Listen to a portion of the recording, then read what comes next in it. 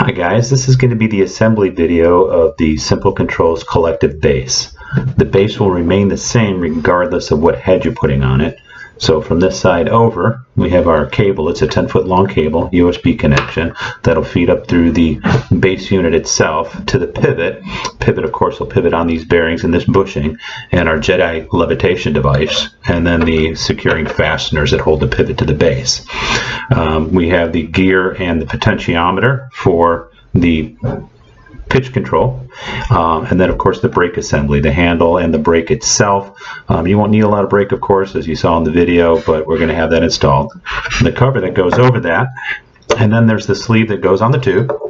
The tube at the top, we have our throttle handle.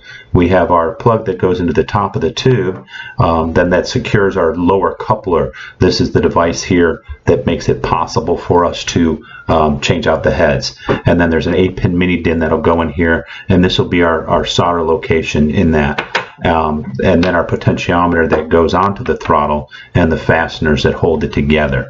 So these are the components that make it up, and what I'm going to do is I'll just start at the beginning and I'll do short little snips and add them all together of putting each thing together, and I'll introduce the tools that we need as we go along, as well as we're going to be using some epoxy on a couple things too to hold it together. So we'll get started here in just a minute, and I'm going to start with the base and we'll take it through to each section.